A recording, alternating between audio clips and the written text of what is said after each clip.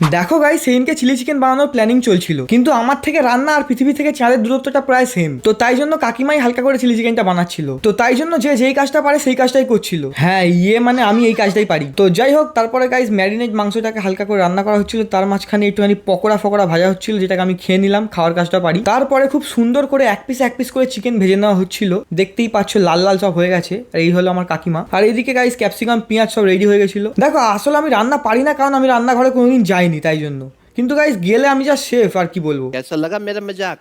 দেখো, এখানে লঙ্কাটাও আমি খেয়ে নিতে পারতাম, কিন্তু ঝাল লাগবে বলে আর খেলাম না। দেখো, রান্না পারি কি না পারি, কিন্তু ভিডিও আমি অনেক দেখেছি, তাই জন্য একটুখানি সেফ স্টাইলে একটুখানি নুনটাকে ছড়াচ্ছিলাম আলাদাই লেভেলে। তো নুন টুন ছড়িয়ে সবশেষে রান্নাটা শেষ হলো ফাইনালি। আর শেষ হওয়ার পর আমাদের শেফ কিছু কথোপকথন করছিল, কিন্তু সব থেকে এপিক তো এইটা যে আমি 12টার সময় খেতে বসেছিলাম, কারণ তোমরা সবাই জানো যে আমি কতটা বিজি মানুষ। তো যাই হোক, ফাইনালি আমি জিনিসটাকে ট্রাই করলাম, আর সত্যি বলছি গাইস সুন্দর খেতে ছিল। তো ভিডিওটা ভালো লাগে, ভিডিওটাকে লাইক করে দাও, চ্যানেলটা সাবস্ক্রাইব করে দাও। Bye bye.